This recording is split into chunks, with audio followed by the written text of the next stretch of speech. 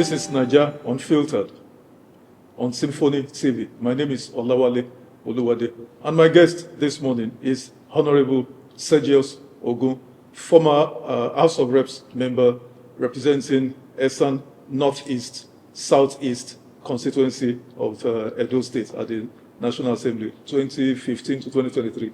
Honorable, you're welcome to the show this morning. Thank you for having me. You're welcome. Without further ado, let's get right into our conversation.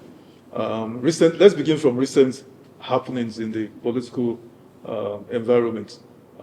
Mr. Peter Obi, NDC, left the ADC to move to the NDC. Eventually, he's emerged as the sole presidential candidate. The ticket has been more or less gifted to him. But let's even interrogate the reasons he adduced for leaving. How did that news come to you? He's leaving and all of that. How did you receive it? Well, I would have preferred that he stayed in ADC because we were already entrenched in ADC. And you were part of the ADC too? Yes, I actually ran for Senate under the ADC. I joined the ADC before it was unveiled because we were part of the coalition. The Labour Party, the part that was under Peter Obi, was part of the ADC coalition. And Peter Obi did join immediately because he had the Labour Party candidate for the governorship in Anambra. So the party gave him the permission to go finish your elections and then come and join formally. That's why he delayed in joining. But I had asked him, because when we could not interpret the Supreme Court judgment on Abure and Nenadi Usman, look, I want to run for the Senate by-election. And he said, well, yeah, you can go ahead. I'll come and campaign for you. Of course, if you remember, my governor then threatened him that he should not come into Edo State. Yeah, so, yeah, we were entrenched in ADC. And then we also know, some of us that were his followers, that it wasn't looking good for him to get the ticket in ADC. So I didn't like the fact that he had to move, but if that's the only option, why not? Why not? So I'm absolutely in support of his moving to NDC. And for most of us, we joined him immediately. There was no negotiation. When you said it wasn't looking good, what do you mean? Because the primaries hadn't been conducted, nothing had happened. You know, they were all the aspirants. Rotimi Amechi, former VP Atiku Abubakar, Mr. Peter Obi, even Kwankwanso joined, who later left together with him. And I mean, a lot of other people. But so what do you mean by it wasn't looking good?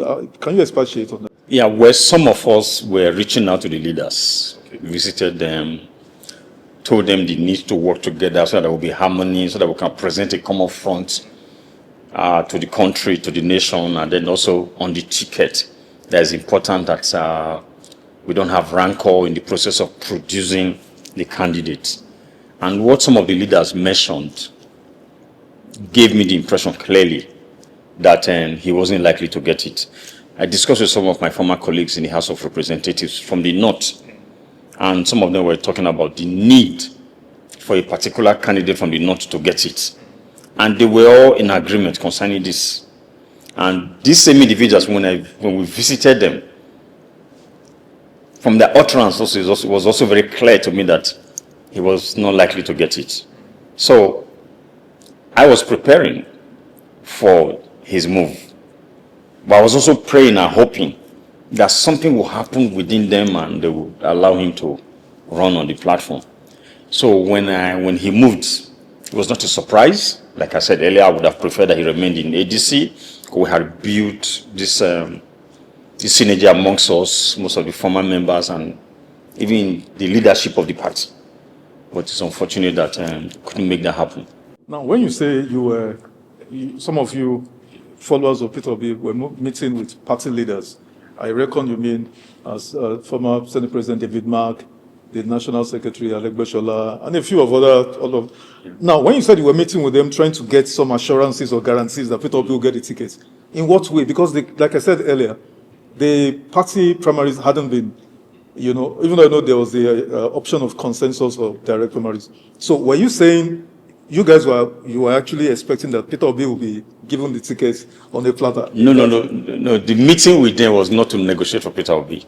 The meeting with them was for there to be a primary process that will produce the candidate without rancor. So it wasn't just necessarily the followers of Peter Obi. I had some of my friends from the North that were Atiku men and all. So, but we came together as a body, former legislators. We said, okay, let's talk to these our leaders, so that at the end of the day, if we can do consensus, all the better. So we were just trying to gauge their mood. But in the process, from the responses we got from them, it became clear to some of us that were followers of Peter Obi that he was not likely to get a ticket. So, incidentally, one of you, former followers of Peter Obi, Mr. Barrister Kenneth Okonkwo, has been very vocal, of recent. Some would actually even say, leading the charge, personal attack against Peter Obi. But on this specific issue of leaving the ADC, Kenneth Okonkwo says he was not surprised. I sat with him. He said he wasn't surprised that he knew Peter Obi was going to leave anyway. And that Peter Obi, in everything he said, all the reasons Mr. Peter Obi had given, he debunked those reasons. Internal crisis in ADC, judicial indecision, and all of those. Kenneth dismissed those arguments as specious. But more importantly, he said Peter Obi is afraid of contesting primaries. That if you check his history, his political trajectory, he has never contested primaries. How do you respond to this? Well, I will not join issues with Kenneth Okonkwo because he's my good friend. Whatever he has with Peter Obi might be personal. But this is it. I am not in support of I saw somebody, there was a video of, I think the former, is he NHS now? The professor. Yes, I saw a video, and somebody said that if you cannot re-men stand for competition or something like that. I couldn't play the video because I was doing so many things. But I just replied there that re-men do not support corrupt competition. The process, the so-called primaries or primary elections that we do in Nigeria is a very corrupt process. And we have heard Peter Obi say several times that he's not going to get involved in the corrupt process. He doesn't want to emerge through a corrupt process. And he's coming to fight corruption. If he gets involved in that process, he already would have weakened whatever he's coming with. Because this is it. You pay so much to get the ticket of a political party, especially the major ones. And then when you now emerge as a candidate, you take so much money, either borrow or so many people put the money in there to sponsor you. By the time you get into office, you're already indebted to the major stakeholders. Some of them will call them gatekeepers. Some of them, they call them the owners of Nigeria. They put in billions there. As you are getting there, the so-called top leaders of the party will tell you that oil block we have to go to XYZ. This major road, coastal road or whatever road, we have to go to so and so person. Because that's where the money was raised. And the man Peter Obi has said, I'm not going to be involved in any of this. So the only way such a person can emerge is through a consensus where people will say, look, we know your capability. You have precedent. Come out and represent us. That's the only way. So if anybody is expecting him to go through this corrupt process to emerge as a candidate, most of us that believe in him will not buy it. I have come through a process, a primary election process. 2014, it was expensive. I did not envisage I was going to go through that. Because people told me, you are doing so much charity. The day you come out to run for an office, it will just be one way. Yeah. But the minute I indicated interest, every other person wanted to run. And then the people we met in office now wanted to continue. So we fought it to the primary election, and like I said, it was so expensive. By my second term, 2019 or 2018 primaries now, I was not ready to spend a dime. It was the so-called leaders that we fought then that called me to say, are you not going to do a second term? I said, I want to do. What are you doing about it? I said, nothing. They said, okay, we will call the leaders from my local government. You come and talk to them. And then food, drink, and then give them a token. That was what I did. Then we moved to the second local government. They followed me. And then we did the same thing there. But what they didn't know was that I was not ready to spend a dime to go and start paying people. My dear friend and former leader, Gbajabiamila Miller, has always pursued this idea of having direct primaries. He says it's cheaper and it's off the hands of governors. I don't think so. So coming back to my leader, Peter Obi, the only way he can emerge if we had independent candidature in our constitution, That would have worked. I fought for it while I was in the House. But I just don't think we are ready for it, or our legislators are serious about it. If we have that today, we won't be going through all this idea of this talk about Peter Obi moving from point A to point B. But this is the point. His followers don't mind him moving anywhere. Just get the ticket and be on the ballot. We will do what they need. Most of his followers are not contesting election. And why do you think he has this huge followership? He goes, I saw a video of him in Asaba airport. And all the young men were saying, why? He doesn't give money. Some politicians will stop in the airport and be spraying money for people to hail them. But he doesn't give a dime. Just coming down from the car, the minute they identify him, the whole place is shaking. Because they have seen that quality in him, that this is the man that can deliver this country. To use the word, he's the man that has the code to reset this country. You and I say all the time, we need to reset this country. But that's the only man today that most of us can point to say this is the man that has that code, has the password to reset this country. So if he's going to join Arsenal Football Club or PSG, we will follow him. Funny enough, Arsenal Football Club, that's my team anyway. Oh, yeah. They are not contesting for Nigeria's presidency. But let's interrogate further. Now, with the present state of play, Mr. Peter Obi has left with Obi HAD, and obviously he's going to be his vice presidential candidate. And then you have Bola Ahmed Tinubu, incidentally who emerged yesterday as APC, scoring over 11 or about 10.99, roughly 11 million. Okay, let me even take you up on that. Assess the APC primaries first. What's your view on the APC primaries? The truth is, I don't like talking about them. Well, you have to. You're a public figure. Everything about that party, I will not call their name, everything about that party is wrong. From when they chased the PDP out of office, from the logo of the party, you want to sweep out the party in government, but you do not have any ideology. You didn't stand for anything, because all the 8 years of Buhari, I didn't see what they stood for. And the one there now has continued that same trajectory of just running the country without any direction. Because if I want to analyze what the present president has done, I can't put a finger on anything to say this has been his achievement. So for them, it's just power grab.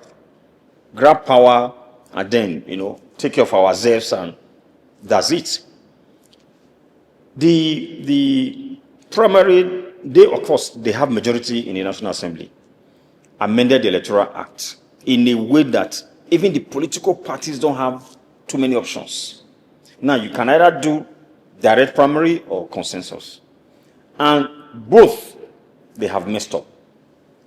This so-called party. Where they say they did consensus, they did not consult people.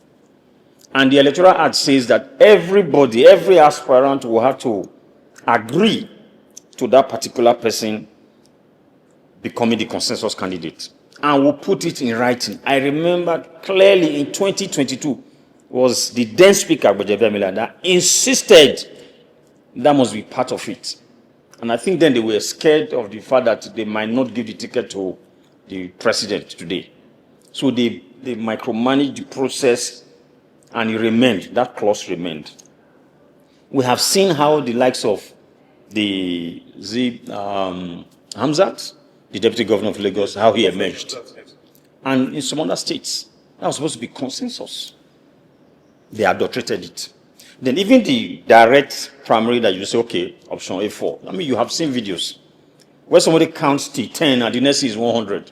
Even the one that produced the president. I saw a video of the deputy speaker of the House of Reps, my dear brother and friend, holding the banner of the president and gave a speech. And the person started counting behind him. The next thing, before they got to 100, they were already doing 1,000. So it was a sham. They have allotted as many votes to him. But this is not the first time they're doing it. They did it under Buhari. The votes that Buhari got in the primaries in Kaduna, he couldn't even get a quarter of that in the election proper. And in the general election, there is no movement. Everybody can come out and vote across parties and all that. But your own political party gave you close to 1 million votes in Kaduna then. But in the election, you couldn't even get half of it. So for me, it was a sham, and I don't know them. I don't know them to do anything good. I haven't seen any good thing they have done. If I've seen one, I will point to it. I haven't seen any good thing. Yeah, they have removed subsidy. I was in support of the removal of subsidy, but were there plans to mitigate against the suffering? Nothing. Still on these primaries that they did, some commentaries from yesterday up to this morning are saying it's a prelude to their game plan, their master game or master strategy for 2027. That if the president already scored approximately 11 million votes in the primaries that produced it, he's home and dry already. How do you respond to that? I don't believe that. It's one thing for them to stay on the queue and count themselves 2-3 times. Let them go and enjoy it.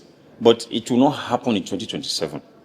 So. I have said repeatedly, 2027 will not be determined by INEC, not by the security, and not by the judiciary.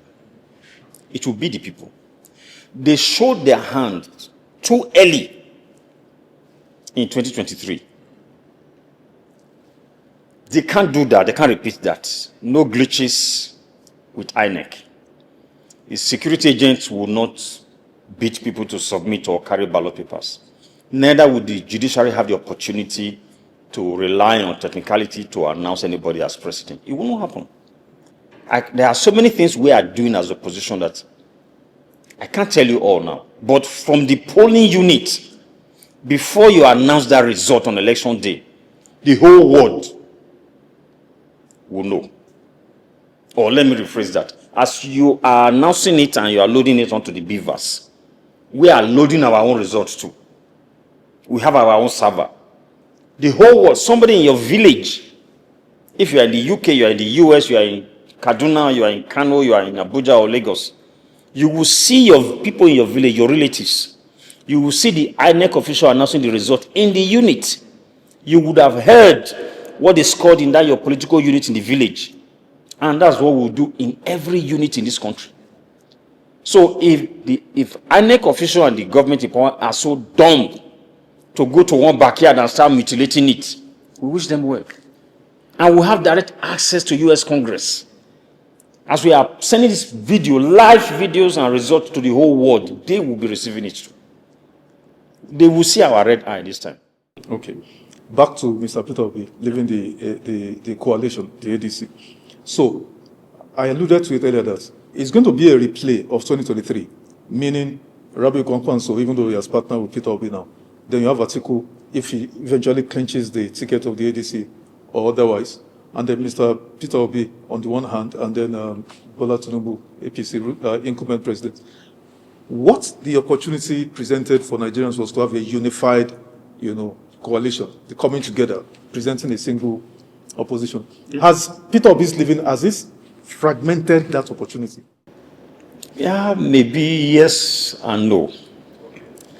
I do not want to call out any individual. But I believed if His Excellency Atiku Abubakar had played the statesman's role, he would have been able to say, look, just like what Bola Tinubu did, President Bola Tinubu did when he was the leader of the APC. Of course, he knew he would not be able to win any election then. But he was able to put a coalition together and then chose somebody that he will use to get there. Atiku, you can say, considering his age, time is of the essence for him, so he might not be able to do that. But that's why you say you are a statesman. You stay back and say, okay, fine. He ran with Peter Obi before in 2019. For him to have chosen Peter Obi, he saw something in him. And I dare say the votes he got was largely because of Peter Obi, especially in the South, even though PDP were largely strong in the South then. But to come back to your question, yes, there is no doubt that Atiku will emerge as a candidate of ADC. He will take most of the votes in the North. Obi will take most of the votes in the South. The party that will suffer this, if they allow for free, fair, and credible election, will be APC. I don't think they got the votes they allocated to them before. So, and I don't think they will get anything close to that if they allow for a free and fair election. But in any case, I further break it down. Atiku will get most votes from the north. NDC, Peter Obi and Okonkwo, the OK movement, we still get votes. Because we bring votes from Kano, from Kaduna, from Katsina, and from Jigawa. If nothing, in most of these states, we'll get 25%. We didn't have that luxury in the last election. Because the running mate to Peter Obi then, I had lost even his political unit. So if Okonkwo does not deliver Kano, does not win Kano, there's no way. Even in his sleep, he will not get 25% from Kano and from Kaduna. So I also see NDC doing well in the middle belt, where APC is doing well now, so to speak, because it looks like the president has been able to manage the people there. But Peter Obi will still get a lot of the votes. So there's an incursion into the north by the NDC.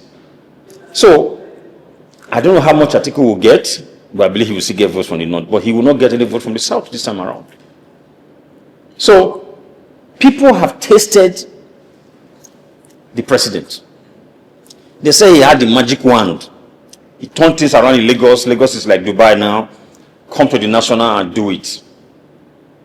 Now that has been exposed. He doesn't have the capacity, he doesn't have the capability, he doesn't have the know-how to do it. It's not just you can campaign and win an election via propaganda, but you cannot govern with propaganda. So people are aware. Where we are in this nation today, there's only a madman that will wake up and vote for them. So I think to a large extent, if they allow for free and fair election, it will be between the ADC and the NDC. People might say, oh, well, they have the governors. Are the governors popular? Just test your popularity for once. So that even if you are going to the grave, you know, I was deceived into this, but I gave the opportunity, and I discovered the truth. Take that to your grave. Just allow for once free, fair, and credible election to assess yourself. I used to hear, somebody told me that those days, in the days of the late Chief Obafemi Awolowo, that somebody told him that thing you are thinking in your head is correct. That's the height of, what do we call it now? So if you have leader people around you, people keep saying that most of these leaders, those around them, the people deceiving them. But for once, step out and get the real truth. So for once, just test your popularity. Tell INEC, hands off. Let's run free and fair and credible election in this country. Let me know how well I have done. It's not enough to say people around me are telling me that I'm doing extremely well. Let them try it out. Then you and I will come back here and have this conversation. And I will tell you, this government will not go back to Aso Rock. Okay. You know why this question about fragmentation of votes due to this heavyweights, these juggernauts, political juggernauts, going their separate ways as they did in 2023 is a problem. That's an APC primary in Abia State that you referenced earlier on, where the deputy speaker of the House of Reps was there on the line. You know, the person counting said the APC man counting said, we have the INEC observer, INEC staff observing, or standing there, where they did that show of shame, where they were counting from 100 to 1,000, and then it jumped from 1,000 to 3,000. INEC was standing there. So that brings me to this point that people are saying that INEC, I mean, people are alleged, I don't know, the INEC is already compromised, the INEC cannot be trusted. So would it not have been better to have all these juggernauts, all these Atiku, Peter Obi, all of them together in one party, so that they will garner so much votes that it will be difficult both for INEC and the ruling party to, twist or, sabotage the results? Yeah. How do you respond to that? That would have been the ideal situation. But the reality we have today is that they cannot work together. Why? Because certain individuals have, their own personal ambition. His Excellency Atiku Abubakar will be 80 this year. Yeah. So by the election, will be 80 plus. This is my biggest challenge. I don't want to say anything negative about him. I respect him. I just read the book, The Original Sin, by Jake Tapper, the CNN correspondent. And then I read another one, 107 Days, by Kamala Harris. In those books, what I picked was the original sin, how age affected Biden and how his aides were covering up and how that incapacitated his ability to run the country well, but most things were not out there. So there was this special prosecutor that interrogated him. We were talking about the documents, official documents in his residence and all. That guy put out a report that his aides were trying to cover. And then in the debate against Trump, the first debate, all that came out. Because people have been pushing this. Okay, now, we go back to Buhari. Buhari was old and didn't really know much of what was happening around him. I was chairman, House Committee on FCT. We went a couple of times, I think Christmas homage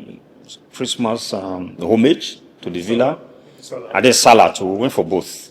I think one of them, we had service chiefs, EFCC, Maguden, and everybody was sitting down. And then he came in, we all got up, and then he got talking. From nowhere, he started talking about Fayemi. That was Christmas. Former Governor Fayemi of Edo State. Yeah, Fayemi had left then as a minister to go and run for the governorship in his state. Just started talking about Fayemi. And these guys were laughing and clapping.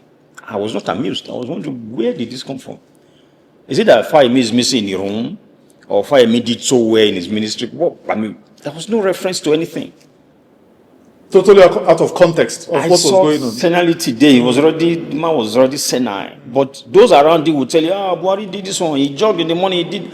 So, where I'm going to with this, do we have to always you have to be going back to geriatrics, where you and I in this country? We have young people. Peter Obi is probably 64, now going to 65 or 65 years old. And he's been around. He's been a governor. He's tried his hands in the private sector. He's one of the richest men in this country. So why are we going back to 80 plus people? So that's my biggest challenge. 80 plus people. Buhari was 80 plus, I guess. I don't know whatever show age he declared. The present one is like that. And Atiku that wants to come in. And the truth is, you cannot function in, at that age. I just turned 63. I'm not the way I used to be when I was 53. So to tell me that the best thing that can happen to this country is 80-something years old man coming to govern us. So that's where I think the challenge is. Allow the people that have the right tools. We're talking about the young people. But we have somebody that you can say not so young, but has been tried in every ramification. Business, private sector, governance, and all. It's not been found wanting. So how can we have people like this and we are still going back to people that are in their 80s? Some would argue, will rebut what you're saying, that the current president of America, Donald Trump, is 80. He's probably fitter than you. He attends more interviews, standing on his feet, taking on questions, giving it back to interviewers and all of that. President Tinubu, incumbent president of Nigeria, is, professor of medicine, Usman Yusuf, sat here where you're sitting, told me to my face that he professionally, medically, he believes Tinubu is at least 10 years more. He should have 10 years to his official age. He sat here and he told me the same. So if these two men are presidents, why would you say, is it fair to ask Atiku to contest? We don't know what multivitamin Trump is taking. But you see, they're also challenging him. They said they were talking about he was on television once and they said there were patches. So we don't know what vitamins they are pumping him with, and those around him, that's why I made reference to the original sin. Those around him will package him in a way that when he comes out, he's on fire. The other time they were talking about, even during the campaign, that for 4 days they didn't hear from him.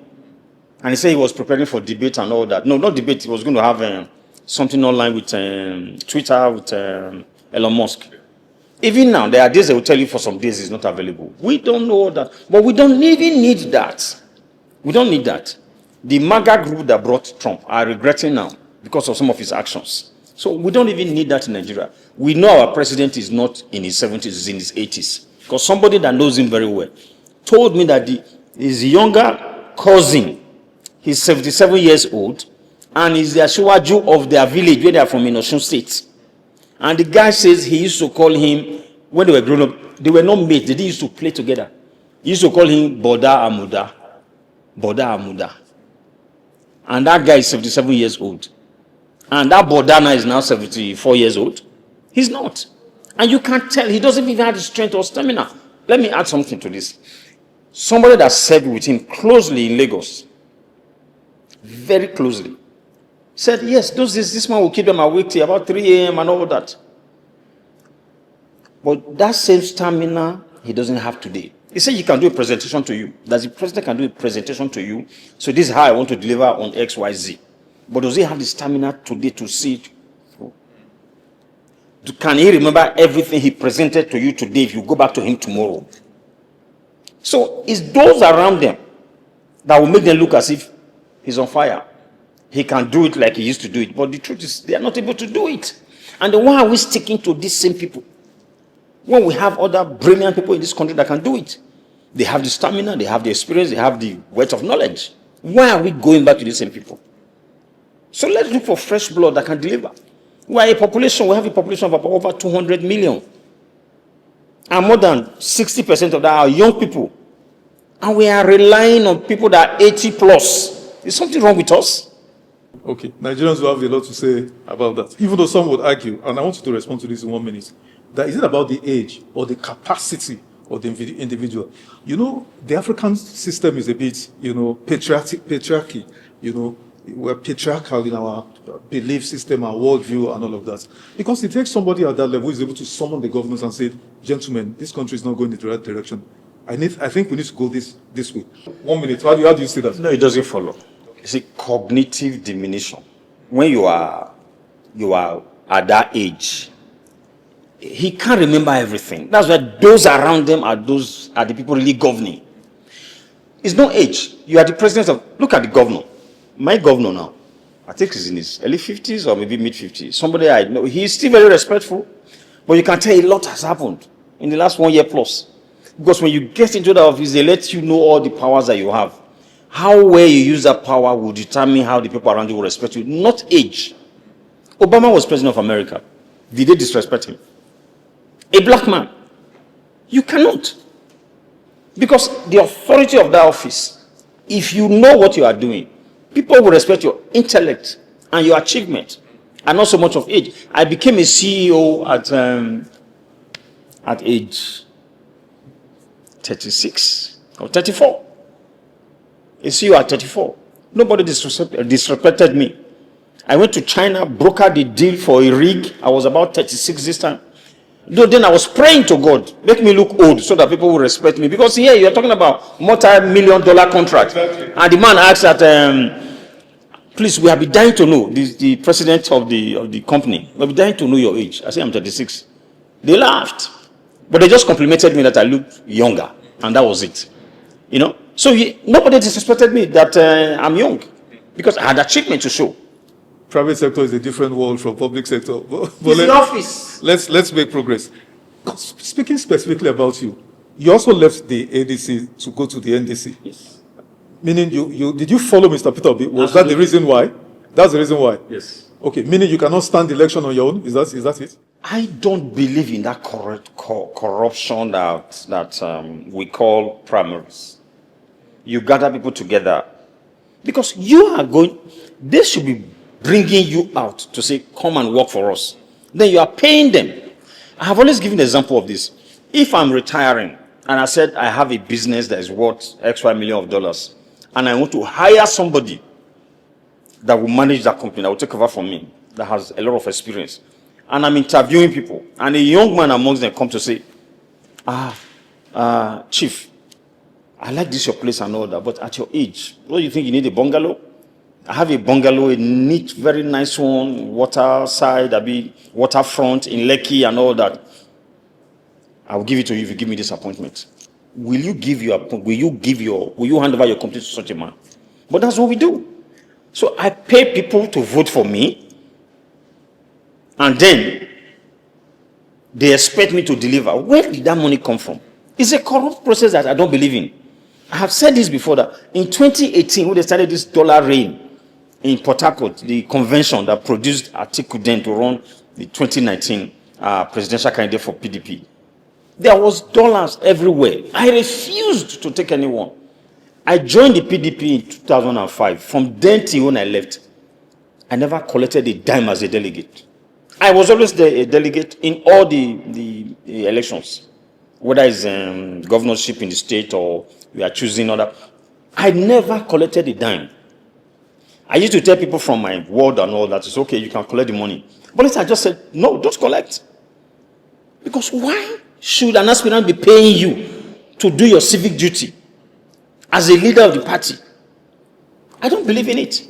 If the party convention or the primaries is meant to be held at a particular venue, say Abuja, for instance, or Lagos, Yes. and delegates are meant to come for that convention or congress from all over Nigeria, is it unfair to expect that a stipend will be allocated, to these delegates to cover their transportation, their hotel, just logistics, I'm not basically? against that. I ran for governorship under Labour Party because the national chairman came to me to say, of everybody coming that you are the most experienced. And people have been calling him to say I should come out and run.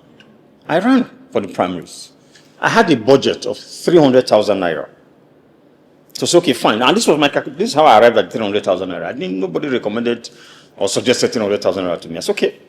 From around Edo to travel from wherever to Benin City, maybe to and fro 100K. Then maybe you arrived on a particular day, then the next day will be the primary and you will leave. Or even if you finish late, maybe another night. Otherwise, you can actually come that money, finish and either go back or another 100,000 naira for accommodation. You are not going to stay in Proche or the best hotel in the town. And then, for your inconvenience of not going to your farm that day or not manning your business and all, another 100,000 naira. So for me, 300,000 was okay. And that was what I was ready to give, and that was what I gave to those that voted for me. That's a consideration. But that is not what is happening right now. The last primary election, PDP owned, even that of the other party, were dropping. Governorship in Edo State. I'm talking about the 2022 primaries, national. Okay. They were dropping dollars. Like $10,000 ahead. 3,000. 10,000. Yes. Delegates. Yes. But we shot ourselves in the foot when we statutory delegates remove ourselves from those that should vote. And then, so they had fewer numbers of people that were voting.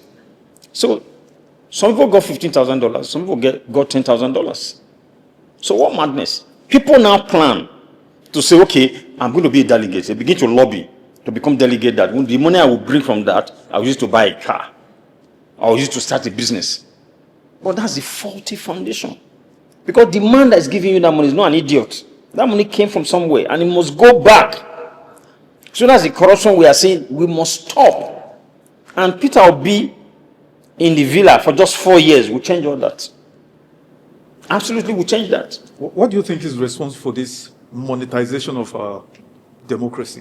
What's responsible for it? I think it's the desperation of politicians. As much as we want to blame the followers, people are so poor now that they will go for anything. But it's also the desperation. If you are not desperate to go into any office, why are you paying for it? If you say, I have done well, I should come out to represent you. Then if you now go out on that day and say, if you don't bring this XY amount of money, we are not going to vote for you, I go back to my house. I told you, when I came out in 2014, I spent money. The reason I did that was, at a point before we got to the primary elections, I wanted to pull out. But there are so many young people around me call me to say, look, you will run for this. And they also sensed that I could just walk away. And they kept encouraging me, don't leave us like that, like this. One day, I asked myself, what do I need this madness for? I should be sitting in my house on my couch now watching Arsenal Football Club. And I'm here running around, and people that will not brush their mouth in the morning will come and insult you in your house in the morning after eating and drinking. One came in the morning and said that he came around 6 a.m. that they said I was sleeping. I went to bed 4 a.m. I was with the same people. And I went to bed 4 a.m. He came as a security man close from his work and passed through my house. They still gave him something to drink. So he just wanted money. Although it wasn't, I would call him a friend, So I now said to him, I went to bed for him. He said, and so what? That I'm a leader. I said, so you want the leader to die? He said, no, leader cannot die. But I'm just saying, this is the mentality of the people. So if you buy into this and then you give them the money, you are going to recoup that money. So I think the people that will have the solution to the problem today is the elite. Business elite, not necessarily the political elite. Maybe some political elites too. In law school, Ojukwu told us then, Dr. Ojukwu, that when you graduate, you will not be drinking pure water again. You'll be using wine for your meal, that you are now an elite. So from the lawyers to the doctors to the professors in the university and all, if we all come together to say we will stand against all this nonsense, it will stop. Because we just need to enlighten people. The 2023 election, in my unit, in a very remote community, old people were saying they will vote for Obi. Who went there to campaign to them? Even though I said I was obedient, but I wasn't home to campaign to them. Their children living in the cities called them to say this is the way to vote. Because they are the ones that support them. So that's why I'm suggesting that elites should wake up and say, look, we want our country back. Then send messages to those at home. The people that must take money, say, look, I will send this amount of money to you people in this family, in this community, and go in this direction. If we do that, that probably will bring an end to all this nonsense that's happening right now. I know people are poor, and I really don't blame them. In that primary, I think the man that won, I had gave out $1,000. I don't blame him. I don't hold it against him. He's my good friend and brother. But people voted for him. But my biggest challenge is, if I able to win the election with that kind of money, I mean the primaries, where will I get money to challenge the government in power? Because they control the vote and to some extent control the security. And then you have the government in federal. They control security, INEC, they have CBN. Those were the things running through my mind. Okay. Now, you're with NDC. Now, your new party now, the NDC, they've made a promise that I think the candidates, Mr. Peter Obi, actually spearheaded that public, promise that he would only do one term of 4 years. Is that fair to the Southeast that he represents? Let him start with that and make a mark. They say in your first term, you do so well so that people begin to, that will be the foundation to say you want to do a second term. The truth is, I'm happy that he's finishing the term of the South, the 4 years. Because if he was to do 8 years, knowing who he is, either they will plan to impeach him because he will not bend. And by the second year, when they begin to put things in your head about second term, you will compromise. So now he knows he has only 4 years. And with the army of young people following him, he cannot afford to fail. So in these 4 years, he will do everything he needs to do and not compromise because he's looking for a second term. As I'm even excited about it, I was a member of the Constitutional Review Committee in the Ninth Assembly. I supported one tenure for the executive position, council chairman, governors, and president. Because second term can be a huge distraction. Let me ask you, Honorable Sergius, you and I have come along. Yeah. I want to be very honest with our millions of viewers all over the world.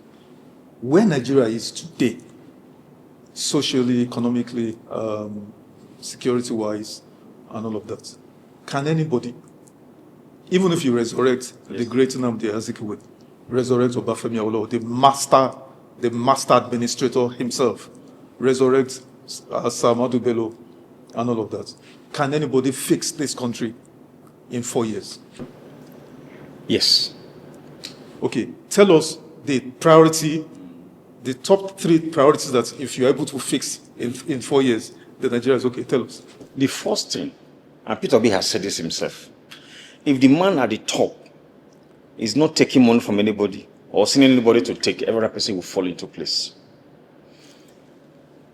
And while he was governor of Anambra City, they will tell you, I see General, is he a Nietzsche also talking about how he empowered them and then they had good security. Peter Obi had said that he just implemented SDG. And that talks about quality education, healthcare, eradication of poverty, and all the rest of them. He links communities with access roads. And then education, I think they said they were about 20-something in the state, in the country, then it became 1. Same thing with healthcare. If you can take care of these major places, major things, it will solve the problem. Let me tell you why the education will work. By virtue of the UBEC Act, from primary school to JS3, it's supposed to be free. But is it free today? Because I give out notebook to students, and I know that parents can't afford to buy notebooks. Do they give them uniform? Do they feed them in school? Then go to the state of those schools, the public schools. No doors, no chairs. The teachers are not well remunerated. Absolutely. So you have a president that can work with the governors, because that's what they call counterpart funding. The federal government will bring this, you bring that. But because it's his priority, he fixes that in less than 2 years. Everybody will see that. Same thing with healthcare. You have seen Peter Obi going to nursing schools, donating money and buses to them, because he knows. So you have a healthcare. It's an indictment on us in this country that our governors don't use public systems, the healthcare or education. Their children are schooling abroad. If we are serious in this country, any government, any governor or president that has his kid or have his children, their children schooling abroad, should be impeached, matter of fact. How can you say you are the governor of my state? Yes, I cannot control what you eat because you are using my money, taxpayers' money, to feed you so that you'll be healthy. And then you have a headache, and you say you have built state-of-the-art hospital, and you are flying overseas to go and check what is wrong with you. Your kids are doing the same thing. You have schools, budget for schools. Your children can't go into those schools. And these people are just 1%. 1%, loading it over 99%. And we are clapping. At times I think we are not serious as a nation. So to go back, Peter Obi can fix healthcare, education under 2 years. Talking about public sector now, public institutions, healthcare and the education. And of course, security. Wike said something when we went to give him the form to run in 2022 in Rivers State Governor's Lodge. Somebody asked him how he was going to fix security. He said, look, I will call the service chiefs. They will tell me what they need. I will give them, and I will also task them. Task and target. This period, I want you to deliver on this. If you don't, I will fire you. Why are we romancing with them? Okay, we don't want coup and all that. We are pumping money into security. We cannot see the result. We are still pumping money. Do you think these guys are really giving them money to secure the country? They are bribing them so that there will be no coup. That's all. There's nothing else. There's nothing else. I don't know if you heard the story about a governor buying trucks for the army, and then the army said go and paint it and all that, and at the end of the day, they did not even give him any. And yet, it was in the budget. Has anybody been sanctioned? Nobody has been sanctioned.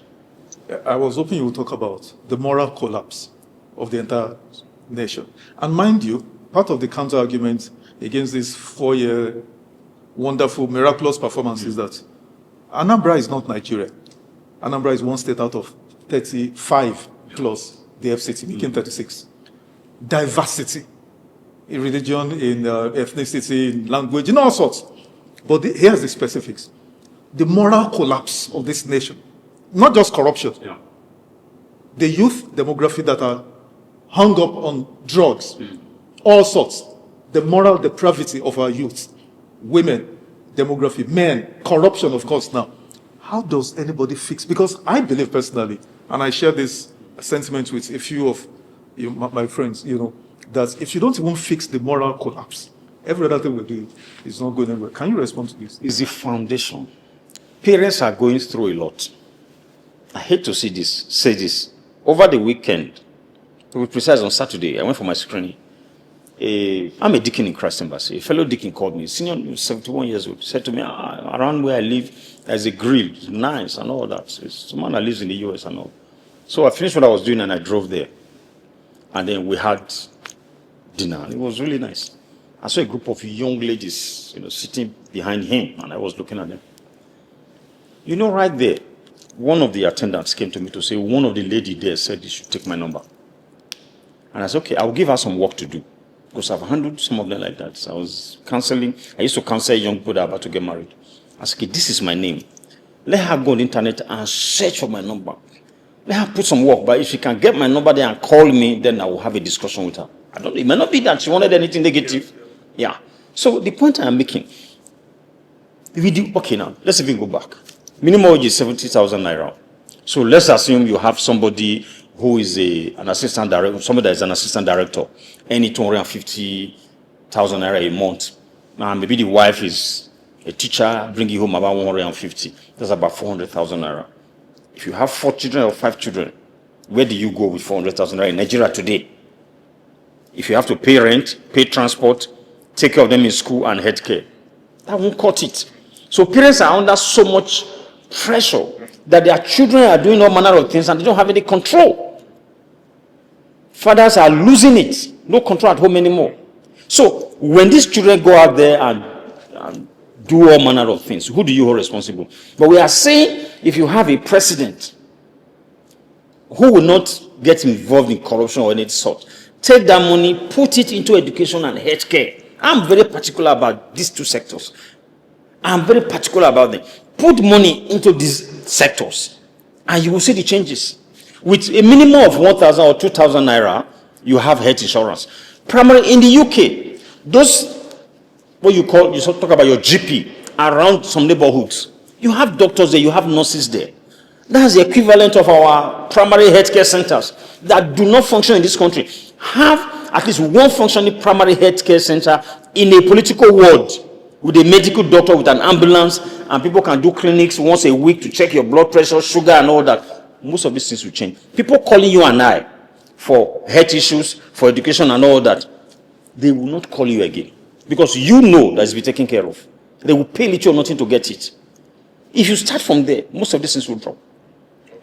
Let's move away from that. Let's come to your constituency, National Assembly. The 9th Assembly was described as a rubber stamp. That you were part of the 9th Assembly. Yeah. But this 10th Assembly now has taken the trophy, the baton from you guys. It is called worse than a rubber stamp because everything the president brings is passed. Electoral Act, nobody saw it until it was passed. But then, in a pyrrhic note of irony, those who quickly did that hatchet job, they become the victims. Your fellow Edo man, Professor Yombere has become a victim, and so many others. Anyway, my question is, how did you get to this point where even loans, approval for loans, the letter is read 10 a.m., by 2 p.m., it is passed for 1 billion plus, and we're in this mess where, how did the National Assembly lose its teeth of oversight? You see the 8th Assembly, 2015 to 2019. And Dogara. The now president had his people, Bajabe Amilaye for the House and Lawa for the Senate. And then they wanted Buhari then to come talk to them in International Conference Center, ICC. Buhari just arrived from the trip and did not go there. Yes, before we were going to elect them that day. Buhari did not go there, and what happened? So we did our own bidding, and then we voted for those ones. They were members of APC. But because of they saw the way Buhari was giving them instruction, like, look, no, this is not right. And then later, they became members of PDP because they started fighting the executive for most of these things. We could debate bills and motions on the floor of the House then. Once I was with Dogara in his house, we were in another private sitting room in the house, when the then Abakari, the then chief of staff, called him. I grew up in the north, I understand Hausa. He was no speaker, in fairness to Dogara, but I could hear them talk. So from Dogara's response that, Haba, I'm a Christian. I'm in church. You say you'll be calling me all day. What do you expect me to do? To take a call in church? But you have the number of my ADC. You could have told anybody to call my ADC to bring to my attention that you needed to talk to me. When I was talking back to him, what were they looking for? Buhari went for medical treatment overseas, and the time he requested for had lapsed. So they were bringing another letter to extend it, and this communication happened. They're gonna say, if you are serious, bring the letter, and then I will look at it. I will look at it. That's how it used to be. In the 9th Assembly, under the cover of COVID, we were not allowed to debate on the floor of the House. And I also told some of the leadership then, if you don't allow me to talk on the floor of the House, I will go outside to television station, I will say those things. But I also said when we were rounding up 9th Assembly that if you say 9th Assembly is rubber stamp, the 10th Assembly will be rubber stamp Pro Max. I said it and I put it on Chinese television. You saw the future. Because they were handpicking those that would take over from them. And the individuals they were picking from the House, I knew they didn't have the stamina to fight back. They're going to be yes people. It was very clear. And that's what's playing out today. But, like I said, they are licking their wounds now. There are people, somebody told me how that they went to see the president, and the speaker had begged them to say, look, don't talk about your return and all that. When they got there, the speaker spoke glowingly about the house, and that he ended up by saying that the president should please try and give them automatic ticket, which he had promised. If you remember when he went to present a budget once, he now said something about 31. Then I said, no, it's whatever budget. He said, oh, okay, which means we are all coming back. And they hid, and they said the president got up and cleared his throat and said, he's a Democrat. He will not do automatic ticket. He reneged on whatever promises. And what happened to those guys? They said they were cold. The budget they claimed that they will do 30% by March. Actually, they said they did 30% of 30%. So now you don't have budget to show to your constituents. You shouldn't go back. It should be automatic. But yes, he's a Democrat. Allow for a free, fair, and credible primaries. But the 7 members didn't even have anything to show in their constituency, unless those that had juicy committees. So they're able to do empowerment. One will call juicy committee. What does that mean? You are still taking money from the MDAs, ministry departments, and agencies. Because you are heading a big committee, you're able to untwist them for things they are not doing right, and you get a lot of money to go and do empowerment in your constituency. Let me ask you, Honorable, as we wind down, part of the job of the National Assembly is oversight, of course, critical function of the National Assembly. This coastal highway, the single largest contract in the history of Nigeria, 15 trillion naira, over 10 billion US dollars, was passed without respect for due process, without even the National Assembly oversighting it and all of that. And then the second issue is overlapping budgets, 2024, 2025, 2026. We don't even know which one now is in force. And then, saddest of all, 2025, the capital expenditure budget for Ministry of Health, Federal Ministry of Health, is about 250 billion naira. What the ministry actually got from the minister's mouth himself is 35 billion naira. Can you explain where's the capital component of the budget going to? That's the biggest problem. So we say we have made savings from unifying the exchange rate and then the removal of subsidy. Even the large subsidy they have removed. So we are paying more now. Those of us that say we are in band A. I just came from Kigali some 2 weeks ago or 3 weeks ago. You know the topography there. You have hills, you have valley. So when it wants to rain, you have a storm. That was the time I was in Kigali once, and it was so windy, they took light. And within 30 minutes, they brought the light back. The last storm that happened in Asokoro here, for 2 days we didn't have light. And yet I'm on band A. Imagine if it's a business I'm running. How much will I spend there? So the point I'm making is, you are supposed to have made savings from all these subsidy removers. Where is the money? I don't know if you are following up on the scandal of the 800 billion, of the 700 billion that came from NLNG. That should go into the federation account that has been single-handedly handed over to the governors to go and run the election. That's a criminal offense that there should be congressional hearing on it, and the president should have been sweating by now. But what do you expect when you put weak people there? The Senate president today was being looked for by the EFCC, or that the EFCC were looking for him before he contested for that seat. And I remember the other he wrote or said that he was going overseas for medical treatment, and when he comes back, he will present himself to the EFCC. That never happened. He came out with the support of the president, he became the Senate president. There's no immunity in that office. So when you put people like this, what do you expect? If you don't do my bidding, the EFCC will come knocking on your door the next day. But we as a nation, we are bigger than this. We ought to get up and begin to speak directly to the system. And I don't know if you have read this book, Why Nations Fail. Yeah. Look at Sierra Leone. Look at Sierra Leone. It's that same thing. They have minerals. They talk about the extractive institutions. Those there just on top, just hold this whole thing down to themselves. You talked about the coastal road. No due diligence. People were not called to bid. We don't know how they drew up the tender documents. If you say you are single sourcing somebody, there must be the empirical data to follow to arrive at where you are giving that contract to one person. Nothing.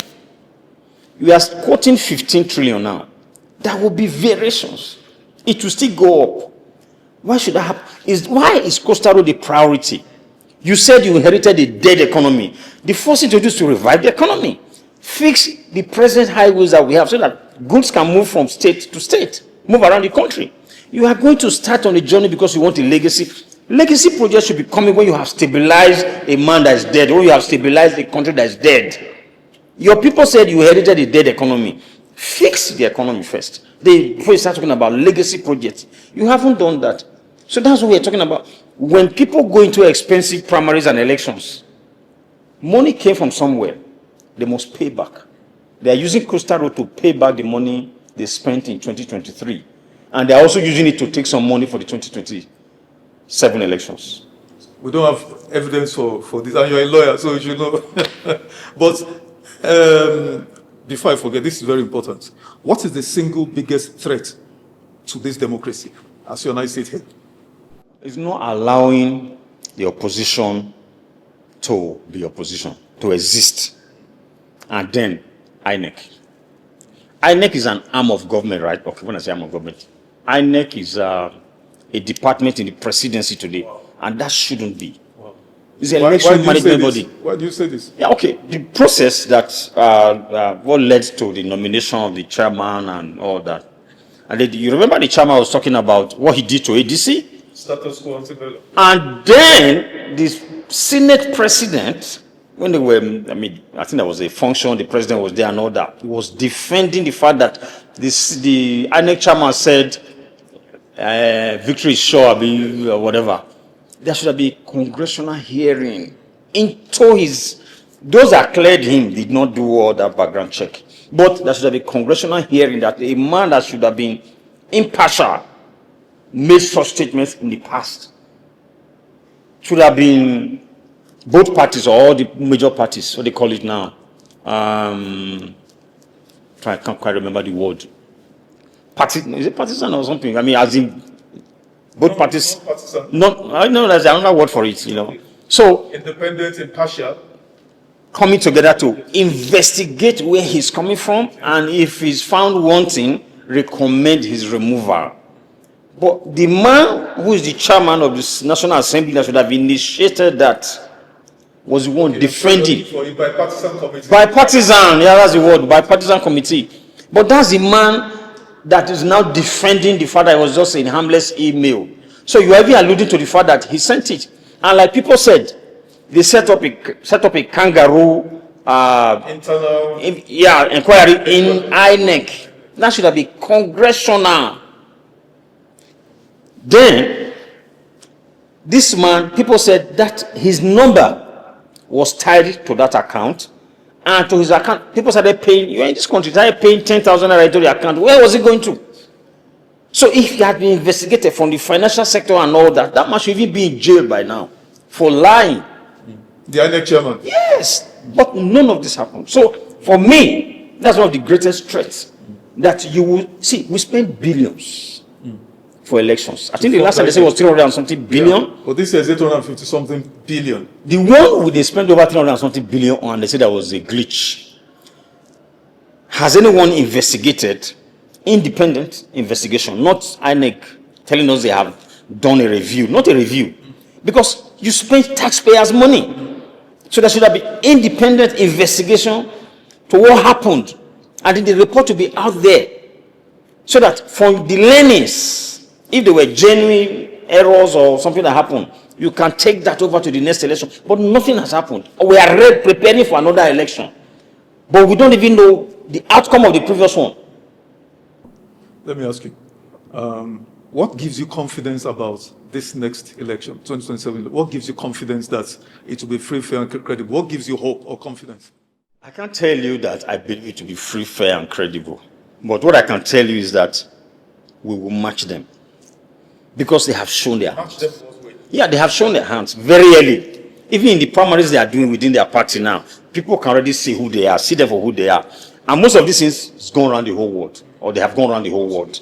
So we will be waiting for them. That's what I'm talking about. We have technology. I will tell you now, there's a software for me to do my campaign now. I will use one car. I'm known for using more than multiple cars, but I will use a bus to go around and reach people. Because Peter Obi, I don't celebrate my birthday anymore. Yeah, I went on holiday the last one. I was going to Valentine Ozigbo one time. And I said, it's your birthday, what's happening? He said, we are following the master. On his birthday, there's no celebration. He goes to one IDP camp and all that. That's the effect of Peter Obi. Go in one bus with few people with you. But somebody has a car that can go with you and fuel it himself, you can follow me. I will go around to those communities, but there will be people on ground working, and I will have an app to monitor what they are doing. Because I'm not stealing money. I'm not going to I don't have state resources to pay people to come and hear the lies I will tell them and then send them back. That's what they are doing. We will not do it that way. So the point I'm trying to make is we will deploy technology to checkmate them. I'm not saying that they will not try to be stupid and foolish, but we will expose them for who they are. Then if they are that dumb to go ahead and take that kind of result and say they will stand by it, then we'll leave the rest of the world to judge them. Okay. Final question. 2027 presidential, elections between, I've mentioned those possible gladiators that will square off again. How do you see it? In what scenario do you see President Tinubu losing that election? In what scenario do you see any of the other, Peter Obi or Atiku or whoever wins? How does that ever play out? The president will lose the note. That's why I keep saying there's a free, fair, and credible election. Yes. Does anyone want to experience another 4 years? Okay, he's barely 3 years now. By 2019, it will be 3 years. Yes. With what has happened in the last 3 years, will anybody want another 3 years of this? I can tell you nobody wants it.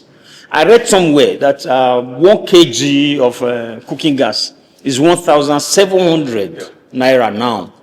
How many homes can afford this? And we're talking about deforestation. So what do you expect those in the village to do?